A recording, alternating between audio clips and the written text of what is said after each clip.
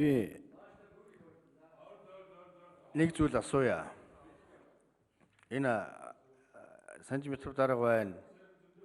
Бүлгийн дарга Эрдэнэ гишүүн байна. Эрдэнэбат гишүүн байна. Өмнө их хурл суужсэн хүмүүс. Би өөр анхудаа орж ирж сууж байна. Энэ 5 хуулийг яагаад ёсчлоогүй юм бэ? Ямар шалтгааны улмаас ёсчлоогүй юм бэ гэдэг асуултыг би нэгдүгээр асуумаар. Энэ ямар учиртай? 2005 он 2002 оноос эхлээд энэ дэгийн тухай хууль 6 хоног хууль батлагдсанаас хойш 6 хоногийн дотор ёслогдно гэсэн хуулийн хугацаа шахуур байсан. Энэ заалтыг яагаад арилгацсан юм бэ? Энэ та нарын үед арилгасан байхгүй юу? Энэ яагаад ёслоогүй вэ гэдгээ ярмаар байна. За Эрдэнэ гишүүнээ би нэг юм яриад хэлэхөө. Нэг чанга шарлж ярьснараа ярьдаг бол хинч шарж чадна шүү дээ.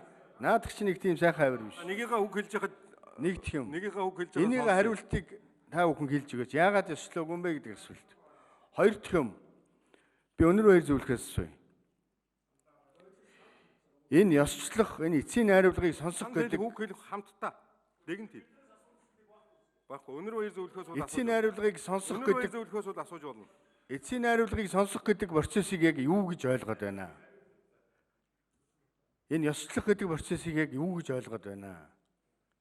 Энэ зүгээр л уншиж өгөөд тэгсэн болоо явдаг юм байна уу? Энийн ард ямар нэгэн хариуцлага байна уу байхгүй юу? Энэ хоёр хариултыг энэ бүлгээс одоо бүлгийн дарга нь хэлэх. Эрдэнэ дарган дээр яагаад ёслоогүй хэлж өгөх үү? Өнөр хоёр зөвлөхөл хариулна. Бүлгүүдүүд хариулахгүй. За хоёр. Гүйгүй. Гişүүдээ. Энэ та нар тухайн үеийнхээ их хурлд байсан хүмүүс мөн биз? Та нар баталсан гэж өөрсдөө алга зохиход нь хамт байсан юм байгаа биз? Тэгвэл энийг та нар хариулах ёстой байхгүй юу?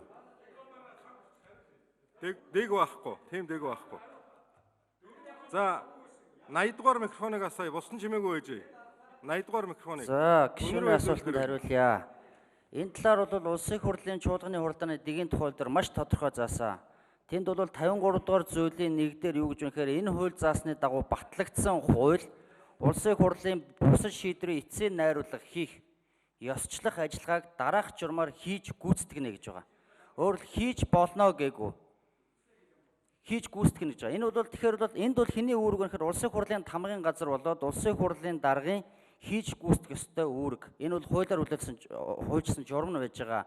24-ийн 4-д бол энэ хуулийг хуулийн цэцлэг бүхэлд нь батлах санал хураалт явуулах бөгөөд хуралдаанд оролцсон гишүүдийн олох дэмжсэн бол хууль батлагдсан тооцно гэж байна.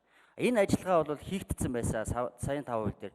Тэгэхээр нэгэнт энэ хууль батлагдсан тохиолдолд бол энэ хуулийг ёсчлох ажиллагаа гүйцэтгэх журам бол 53 дугаар зүйлийнхаа дагуу хийгдэх ёстой байсан юм аа. За гарамжаа